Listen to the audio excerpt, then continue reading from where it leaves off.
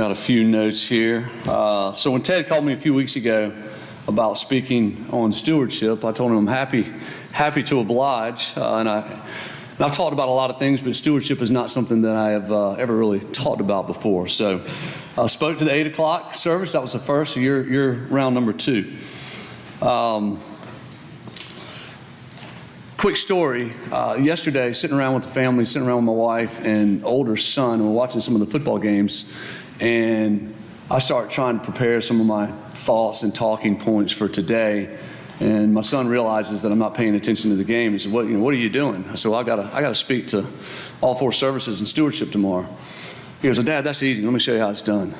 So he goes on his phone, goes to Chat GPT, and in 15 seconds spits out about 8 paragraphs on stewardship. And so I started reading through it. I said, "Wow, this is some pretty good material." And so I'm going to share a little bit of it with you. I'm not going to share all of it, but it's some pretty good stuff, and then I'll get to my point in a minute. But I started off, today we gather not just as individuals, but as stewards of a shared community, bound together by a common purpose and a sense of responsibility. Stewardship goes beyond mere obligation. It is a call to nurture and preserve the values that define us. In the grand tapestry of life, each one of us plays a unique role, contributing to the vibrancy of our church and our community. Our time, talents, and resources are gifts entrusted to us, not for personal gain alone, but for the greater good of all. As we reflect on the blessings bestowed upon us, let us remember that giving back is not just a gesture. It is an affirmation of our commitment to the well-being of others. The church and our community thrive when we actually engage in acts of stewardship, whether through volunteering, financial support, or simply offering a helping hand. Let us embrace the spirit of generosity, recognizing that our contributions, no matter how modest, contribute to the growth of something much larger than ourselves.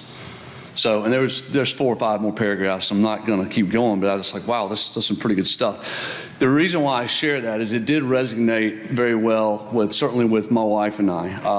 It's something scary that came out of a computer in 15 seconds, but there's a lot of truth behind it, and it aligns very, very much with our beliefs, and hopefully the beliefs of our kids one day. We're working on them, but. So again, what does it all mean? What does stewardship mean to us? There were some key words in those few paragraphs that I mentioned.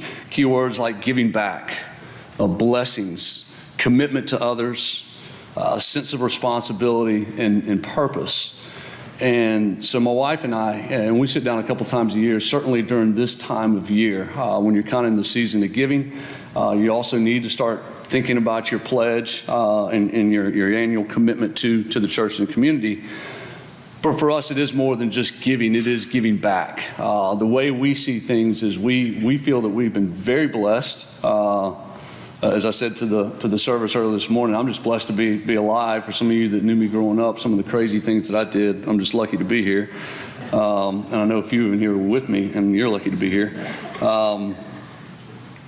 But we are very blessed, and I think all of us are very blessed in our own way.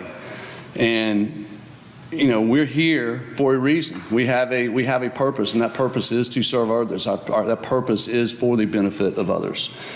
And we're here to share our time, our talent, our treasures, and these are gifts that God provided to us and that He's entrusted us to manage. And so when I think about our annual pledge, when I think about how we're going to give.